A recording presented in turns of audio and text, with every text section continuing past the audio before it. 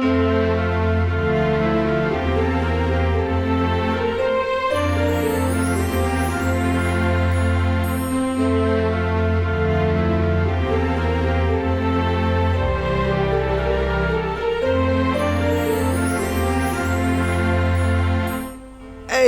up! Right, first of all, I wish you all a very Merry Christmas and a Happy New Year. Now, about 3 years ago, I published, just for a bit of fun really, a sort of spooky Christmas story video, something that I'd experienced when I was younger.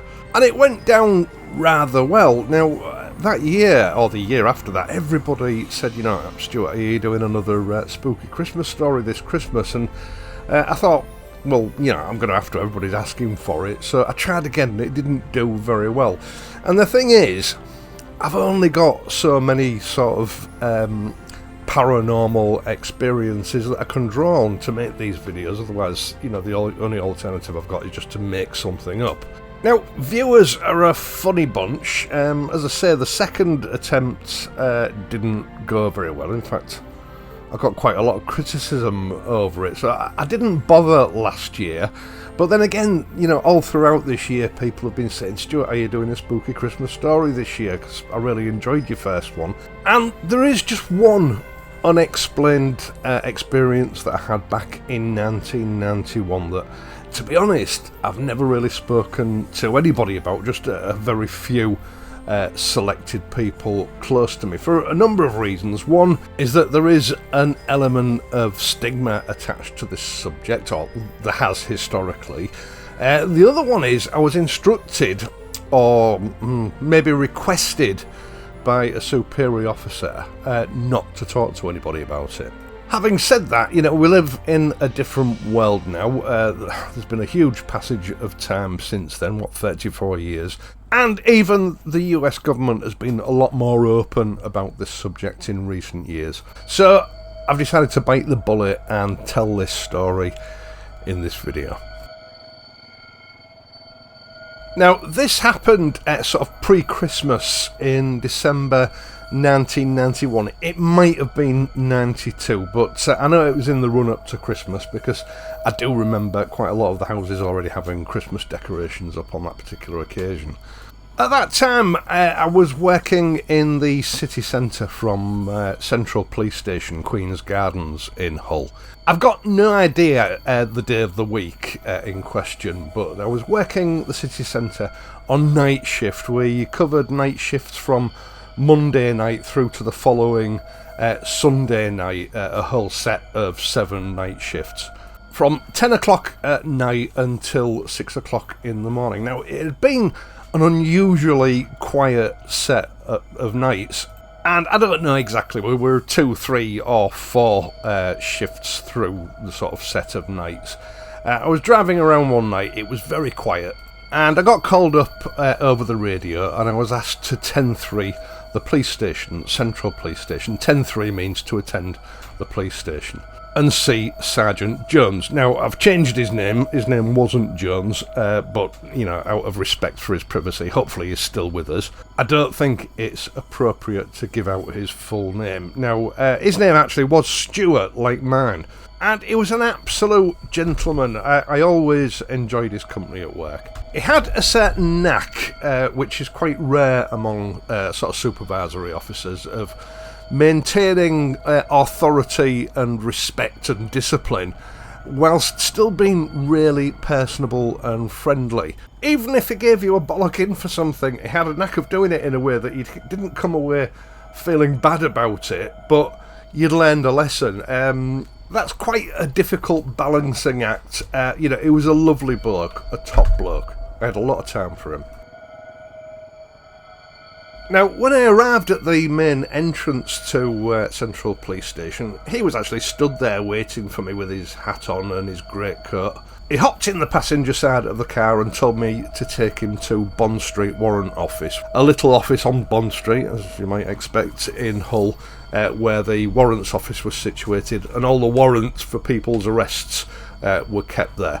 On the way to the warrant office, he told me that a friend of his from Bridlington police station had been in touch with them. They had somebody in custody for theft. Just for context, this is back in the old days when police arrested people for crimes, rather than just saying something naughty or inappropriate on Facebook. Now, this guy had been charged, but he couldn't be bailed because there was already a warrant out for his arrest for failing to attend on bail to a court appearance sometime in the past, I don't know when. And Bridlington police required the warrant for attachment to the file, obviously to keep the records straight. He was going to court the following day. And as a favour, because normally they would have to send an officer from Bridlington to collect it, Sergeant Jones told this other guy that not to worry, it's a quiet set of nights that we've got going on at the moment, so he'll retrieve the warrant and he'll fetch it down to him.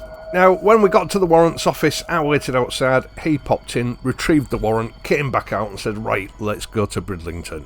Which, at that time of the night, I think it was about 1 or 2 o'clock in the morning, was a 30 or maybe 40 minute ride. The trip there was uneventful, virtually no traffic on the roads. It was a cold night, maybe a little bit frosty when you got out in the sticks, because most of it is sort of countryside driving.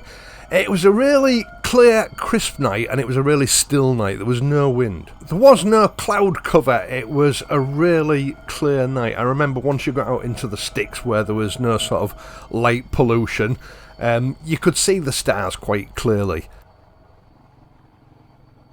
Now, when we got to Bridlington police station, I grabbed a quick coffee from the coffee machine while he handed over the warrant and had a bit of a chinwag with his mate for 5 or 10 minutes, and then we headed back to Hull.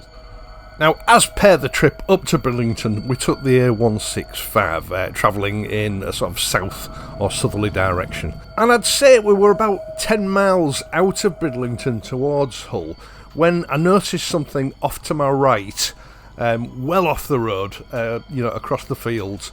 Quite an impressive collection of white lights. They seemed quite sort of haphazard in the way they were arranged. I couldn't see any particular formation. But what it looked like to me at first glance, in fact, what I thought it was some sort of chemical works or chemical factory. The lighting set up on gantries so that workers could find their way around the site during the hours of darkness. But I could only see the top of this chemical works because the bottom half was concealed by what appeared to be some sort of wood or collection of trees. Now, it was on a much smaller scale than the video that I've just shown you, and I remember thinking to myself, we're right out in the middle of a farming area. I don't remember there being a chemical works out here. It's just farmland for miles in every direction, and why hadn't I seen it on the way to Bridlington? And it was really in your face. You couldn't miss it. Now, I'll apologise for these artificial intelligence renders that I'm presenting to you. I had to resort to these because I don't have Steven Spielberg's budget. The problem is it just never gives you what you ask for, but hopefully it does give you some idea of the experience. Now, I would say it was 1/2 to 3/4 of a mile away when I first noticed it, but as we got closer and started to draw sort of level with this collection of trees on our right, I realised the reason I couldn't see the bottom of this chemical works is because there was no bottom. It was hovering above the trees. Now, due to the way the road ran, we were about at our closest distance from it at this point, about 100 metres, when Stuart turned to me and said, "Stuart, pull over and stop." Obviously, he'd been watching it as well. I switched the engine off and we both got out of the car and walked across the road to the grass verge and just stood there mesmerised by this object. There was absolutely no sound coming from it, and below it there was a sort of a searchlight that appeared to be scanning the tops of the trees. It was as though it was searching for something. Now, there was very slight movement from this thing. It wasn't hovering dead static. There was some to and fro movement as though it was being controlled in some way. It definitely wasn't fixed to the ground. It was a flying object. I know that what fried my brain at that time was that you couldn't really make out you know, the overall shape of the structure. You could see structures sort of lit up by the lights, the structure that connected the lights together, that, you know, that made it all one thing, but I couldn't really work out whether it was a cube shaped or triangular shape. It just looked like a sort of flying illuminated gantry. Presumably due to the darkness we couldn't see any details of a hull or fuselage. Now, in conversation we estimated that the trees were about 40 feet high, and using them as a guide, we reckon this thing was about 80 feet long and probably about 60 feet wide, with a height from the, you know, bottom collection of lights to the top collection of lights of 15 or 20 feet, maybe 25 feet, you know, 2 or 3 stories. Now, the only way I could rationalise it in my head is that it was some sort of elaborate apparatus or sort of chandelier type affair that was been hung underneath something like a helicopter, but the helicopter would have had to be huge because it itself was huge. And there was no sound. Like I say, it was a calm, still night. All you could hear were the normal sounds of the countryside. And on top of that, there were no flashing navigation lights from any aircraft that could possibly be present above it. And, you know, you could see stars above it. You know, there was nothing there blocking your gaze on the stars. The whole spectacle was quite surreal. Now, after a few minutes, when we'd seen enough of it and couldn't explain it, Stuart told me to jump in the car and we set off back towards the police station. And I could still see this thing in the mirrors on my car as we drove away. Now, for the next few miles, we chatted about this thing, trying to rationalise what we'd just seen, and we couldn't come to any conclusions. And then it went quiet. I stopped talking and Stuart stopped talking. As we approached the city limits of Hull, Stuart spoke up. He said, "I don't want you to put anything about this in your pocketbook, and don't mention it to anybody, because if you do, I'll deny it." Now, when we got back to the police station, I went for my meal break. He disappeared off into his office, and in fact, for the rest of that set of nights, he seemed to avoid me. We never spoke once. It wasn't until the following week that he returned back to his normal self, but neither of us ever spoke about it again. In fact, I've never spoken to anybody about it apart from 1 or 2 people until now. I know that for days and then weeks afterwards, I kept an eye on the news, the newspapers, magazines, to see if there were any other reports of this thing being seen. There was nothing. I've never seen anything like it before then, and I've never seen anything like it since. It defies any logical explanation I can come up with. Unless concrete evidence, and I don't mean, you know, guesstimates or opinion, is put to me of what this was, and it wasn't what I think it was. As far as I'm concerned, this was a close encounter of the second kind. And that's the opinion I will take to the grave with me. Yeah. Now, let me know what you think. Has anyone else that's watching this video had a comparable or similar experience? If you have, I'd love to know about it.